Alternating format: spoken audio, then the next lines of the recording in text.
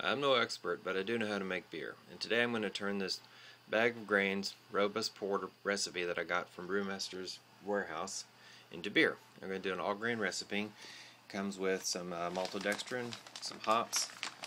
I highly recommend Brewmaster Warehouse. They do a great job. And for this recipe, I'm going to add a little bit of some flaked oats, give it a little bit more chewiness.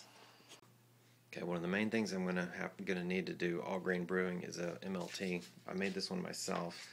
It's made out of a 50-quart ice cube cooler, and I built a manifold out of copper tubing. The copper tubing is slit about halfway down, every half inch or so with a hacksaw. Of course, I cleaned it all up after that to get rid of the shavings. It goes here into an adapter.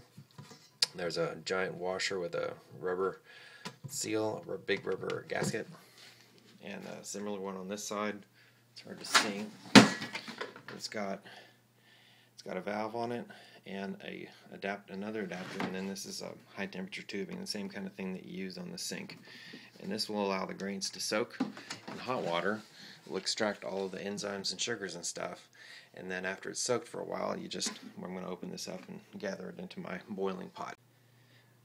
I've actually got two pots that I'm going to be using. This one here is a stainless steel one. It's a 7.5 gallon pot that I purchased a long time ago to do when I started out doing kits with extract.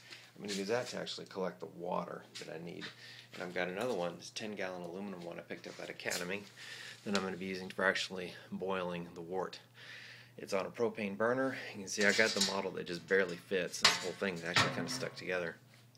But it will require a propane burner. You can't do this on the stove. There's no way you'd be able to boil, 7 or 8 gallons of wort in a pot for 90 minutes on the stove. So here's my propane tank.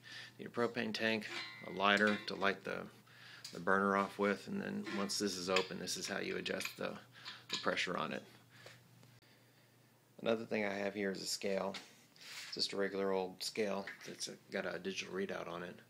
But I use this to measure the water. I didn't have a good accurate way to measure how much water was actually going to be in the pot.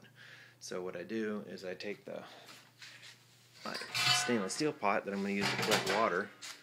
I weigh it, find out how many pounds it is. You can't see that, can you? And then I know that water weighs 8.3, 8.4 pounds per gallon, and I use that to compute exactly how much water I'm going to need.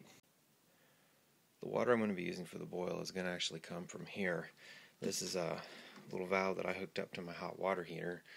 I put a filter on it, so while the filtered water comes, the hot water comes out here, goes through this. I got a way to shut it off here too, into this high pressure, high temperature filter housing, and then there's a T before it goes into the house. It can go into this T, and then comes down here and goes out to my valve.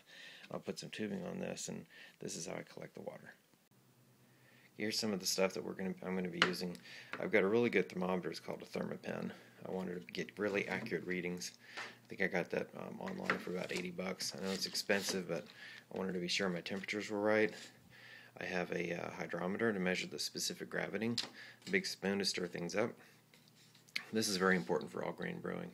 This is called 5-star pH 5.2, and when you add the right amount of this to the water, it adjusts the pH to 5.2.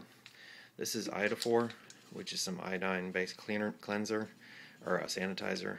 I'm not going to be needing this as much until I actually get to where I'm boiling.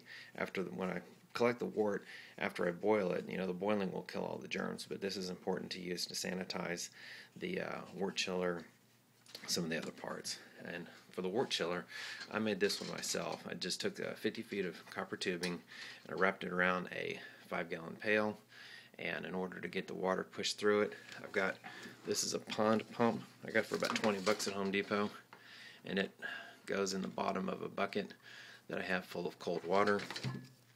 It's a big bucket, and then it just pushes. This will be submerged in the wort. We'll get to that later, but you can buy these.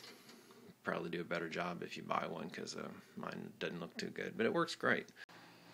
This is the setup I'm going to be using for fermentation. I've got two of these glass carboys. They're only 5 gallons. They're not the big ones.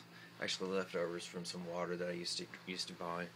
But I've got this carboy here. It's where the fermentation is going to be. I've got a big rubber stopper that I've drilled out, and I've got a big, I think this is a 7/8 inch tube, blow-off tube that's going to go into there, and all the foam and stuff that is going to develop when it ferments is going to blow off over here into another carboy that I'm going to fill about halfway up with water.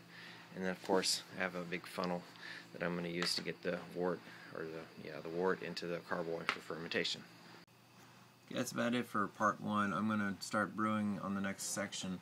I just want to show you the spreadsheet I'm going to use. They've got all the ingredients here from the kit that I bought for the robust porter, and I've got calculations in here on the potential points are and what the specific gravity would be if I had a 80% brew house efficiency, which is what I calculated last time. I've done this several times.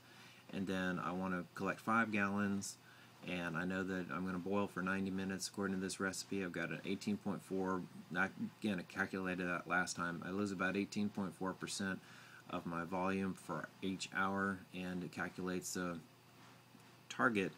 I'm going to need about 6.9 gallons of a wort to start, and I want to put in about 1.25 quarts for each pound of grain. I've got a total of 14 pounds of grain, including the half pound of oats that I'm adding.